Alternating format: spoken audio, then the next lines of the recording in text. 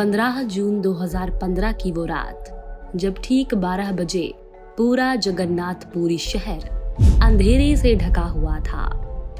लेकिन इस रात कोई आम बिजली कटौती नहीं थी। यह पूरा फैसला विचार पूर्वक लिया गया था और इसका कारण था भगवान जगन्नाथ मंदिर के गर्भगृह में एक बेहद ही गुप्त और रहस्यमय प्रक्रिया चल रही थी। उस रात को भगवान श्री कृष्ण का असली दिल प्राचीन मूर्ति से निकाला जा रहा था और उसे एक नई मूर्ति में स्थापित करने की योजना थी।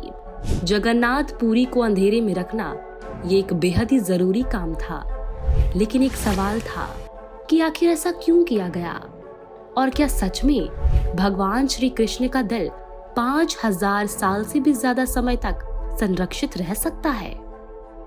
ऐसे बहुत से रहस्यमय सवाल है जो आज भी लोगों के मन में जाग रहे हैं। आज हम इसी जगन्नाथ मंदिर के 10 रहस्यों के बारे में जानेंगे जो शायद ही आपको पता होगा। वीडियो में अंत तक जरूर बने रहिएगा।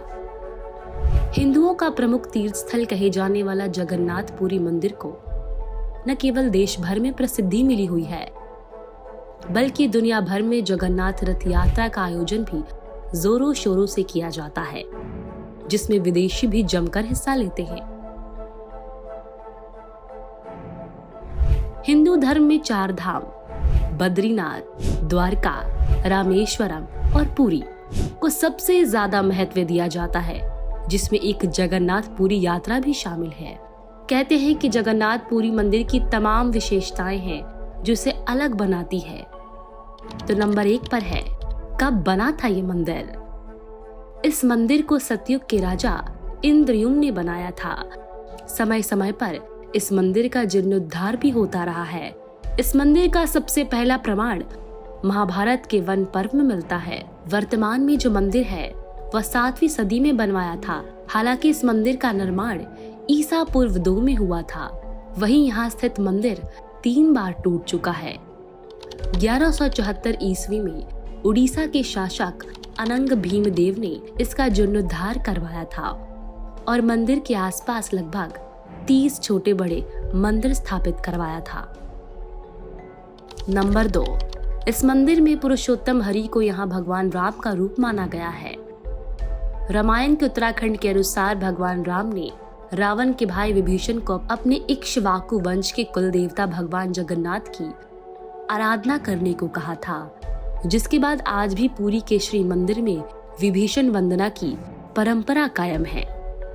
नंबर 3, स्कंद पुराण के अनुसार पुरी एक दक्षिणवर्ती शंख की तरह है और यह 5 कोस यानी 16 किलोमीटर क्षेत्र में फैला है। माना जाता है कि इसका लगभग 2 कोस क्षेत्र बंगाल की खाड़ी में डूब चुका है। इसका उदर है समुद्र की सुनहरी रेत, जिससे महोदधि का पवित्र जल धोता रहता है। सिर वाला क्षेत्र पश्चिम दिशा में है, जिसकी रक्षा स्वयं महादेव करते हैं। शंख के दूसरे घेरे में शिव का दूसरा रूप ब्रह्म कपाल मोचन विराजमान है। माना जाता है कि भगवान ब्रह्मा का एक सिर महादेव की हथेली से चिपक गया था और वह यहीं आकर गिरा था। तभी से लोग यहाँ महादेव की ब्रह्मा रूप में पूजा करते हैं। शंख के तीसरी वृत्ति में माँ विमला और नाभि स्थल में भगवान जगन्नाथ रथ सिंहासन पर विराजमान है। नंबर 4, मंदिर में अधूरी मूर्तियां। ये एकमात्र ऐसा मंदिर है जहां पर श्री कृष्ण, बलराम और सुभद्रा की अधूरी मूर्तियां विराजमान हैं और वह भी लकड़ी की। हर वर्ष मूर्तियां बदल दी जाती है। मूर्तियों के अधूरे बनने और लकड़ी को बनाने के पीछे एक लंबी कथा है जो राजा इंद्रयुम्न और उनकी पत्नी गुंडीचा से जुड़ी हुई है। नंबर 5, श्री जगन्नाथ मंदिर के ऊपर स्थापित लाल ध्वज सदैव हवा के विपरीत दिशा में लहराता है। ऐसा किस कारण होता है यह तो वैज्ञानिक ही बता सकते हैं, लेकिन निश्चित ही आश्चर्यजनक बात है कि प्रतिदिन संध्या में मंदिर के ऊपर स्थापित ध्वज को मानव द्वारा उल्टा चढ़कर बदला जाता है। ध्वज भी इतना भव्य है कि जब यह लहराता है तो उसे सब देखते रह जाते हैं। ध्वज पर शिव का चंद्र बना हुआ है।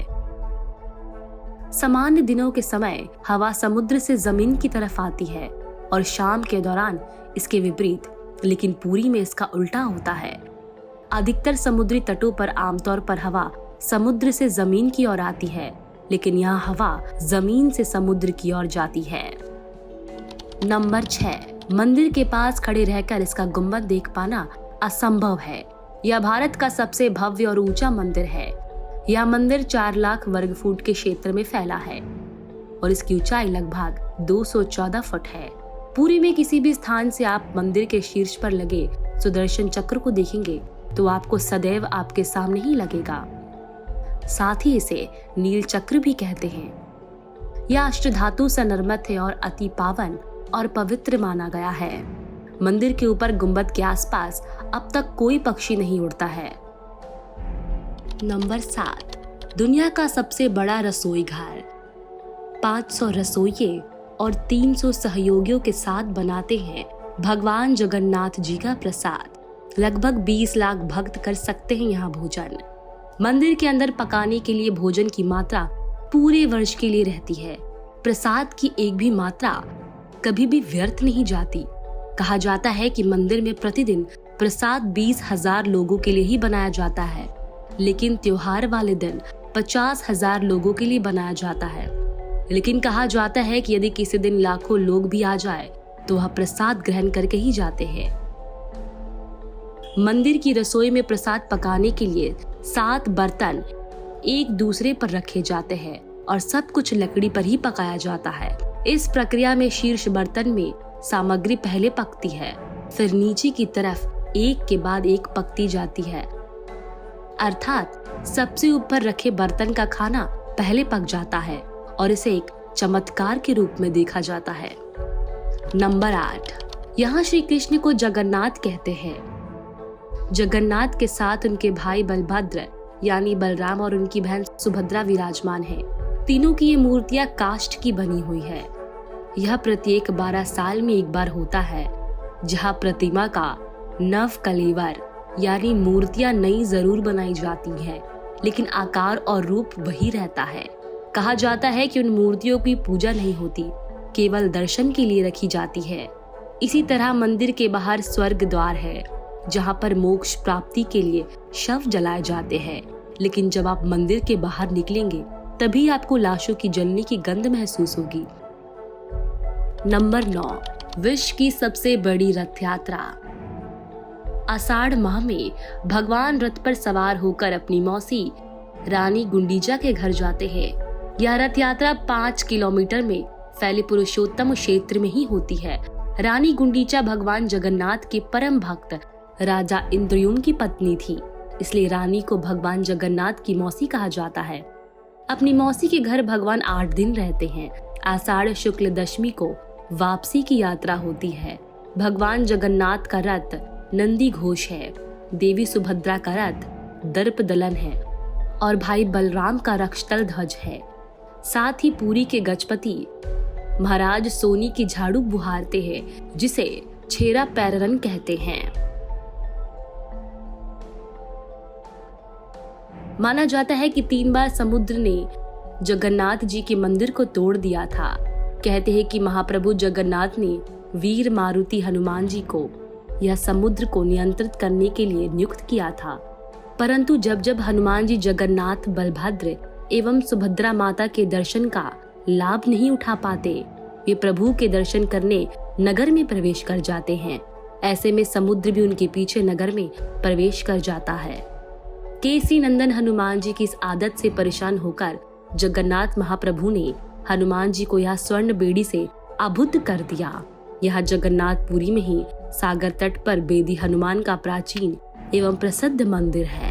भक्त लोग बेड़ी में जकड़ी हनुमान जी के दर्शन करने के लिए आते हैं। नंबर 10, ऐसी मान्यता है कि यहाँ की मूर्ति में आज भी भगवान कृष्ण का दिल धड़कता है। शायद आपको इस बात पर विश्वास ना हो, लेकिन आज भी ऐसी कई रीति नीति इस मंदिर में निभाई जाती है जो इसका जीता जागता प्रमाण है। इसके साथ ही पुराणों में इनका जिक्र किया गया है। यह आश्चर्यचकित करने वाला रहस्य है। जब पांडवों ने उनका अंतिम संस्कार किया तो उनके शरीर को आग से ढक दिया था, लेकिन ऐसा कहा जाता है कि उनका दिल उसके बाद भी धड़क रहा था। अग्नि भी उनके दिल को नहीं जला पाई, जिसे देख पांडव हैरान रह गए। उसके बाद आकाशवाणी हुई कि यह दिल तो ब्रह्मा का है, इसे समुद्र में बहा दो, और भगवान श्री कृष्ण के दिल को समुद्र में बहा दिया गया था। कहा जाता है कि इस पदार्थ में इतनी ऊर्जा होती है कि इसे देखने वाला अंधा हो सकता है और मर भी सकता है। हालांकि इसे आज तक किसी ने नहीं देखा। यह प्रक्रिया सदियों से चली आ रही है। कुछ लोगों का मानना है कि इस मंदिर की पवित्रता और दिव्यता के कारण कोई भी पक्षी इसके ऊपर से नहीं उड़ते। उनका मानना है कि यह मंदिर भगवान जगन्नाथ का निवास स्थान है और यहाँ पक्षियों का उड़ना अनुचित है। यह भी माना जाता है कि मंदिर की रक्षा स्वयं गरुड़ पक्षी करते हैं, जो भगवान विष्णु की सवारी है और पक्षियों के राजा भी है। इसलिए अन्य पक्षी उनके डर से मंदिर के ऊपर नहीं उड़ते। साथ ही इसके ऊपर कोई भी विमान उड़ाया नहीं जा सकता। मंदिर के शिखर के पास पक्षी उड़ते नजर नहीं आती, जबकि देखा गया है कि भारत के अधिकतर मंदिरों को गुंबदों पर पक्षी बैठ जाते हैं या आसपास उड़ते हुए नजर आते हैं। हालांकि यह भी कहा गया है कि जिस दिन भी ऐसी घटना होगी, उसका मतलब होगा कि अशुभ समय प्रारंभ होने वाला है। तो कैसी लगी आपको आज की ये वीडियो? कमेंट सेक्शन में जरूर बताइएगा।